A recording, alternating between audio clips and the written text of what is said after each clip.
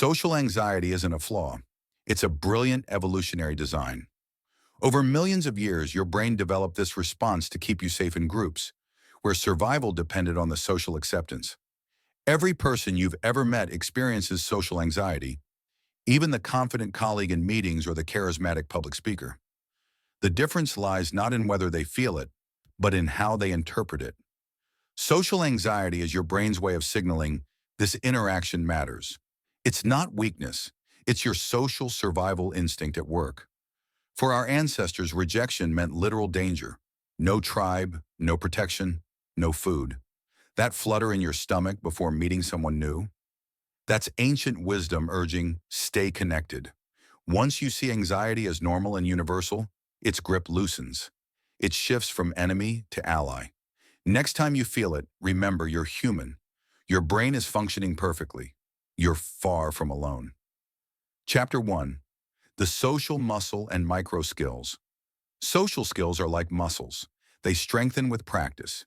Each interaction builds neural pathways, making future connections smoother. Start small. Micro skills equals social reps. Eye contact equals 1 rep.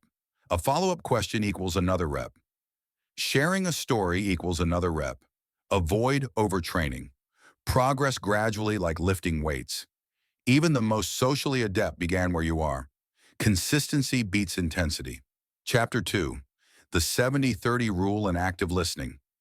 The best conversationalists listen 70% of the time, speak 30%. Why? Talking about themselves triggers dopamine in others, like giving their brain a reward. Real listening is not silence. It's absorbing their words, not planning your reply, noticing tone shifts and energy changes, offering rare, undivided attention. Result? Deeper connections than 90% of people experience. Chapter 3. Curiosity as a superpower.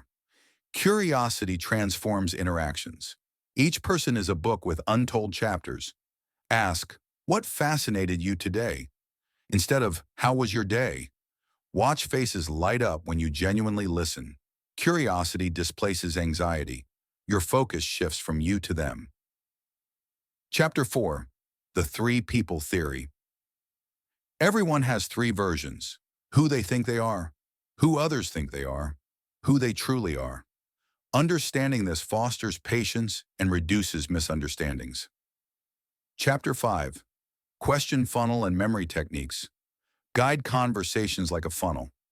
Broad questions, opinions, feelings. What work do you do?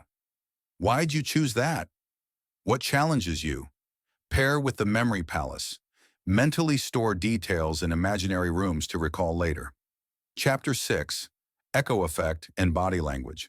Subtly mirror others' energy and posture to build rapport. This isn't mimicry, it's harmonizing with their natural rhythm. Chapter 7. Social momentum. Socializing is like an engine. Stay warm with small, frequent interactions, e.g., chats with baristas. Consistency greater than occasional marathons. Chapter 8. Conversational threading. Every sentence holds multiple threads to explore. For example, I visited Japan. Threads: travel, culture, food, timing.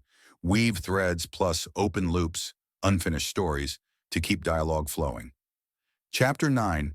Context banking. Note key details, e.g., has a job interview next week, for meaningful follow-ups. Timing matters. Check in naturally. Chapter 10. Vulnerability equals trust accelerator small.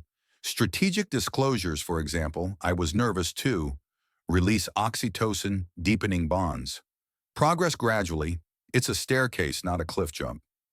Key takeaways. Anxiety is normal. Your brain protecting you. Social skills are trainable.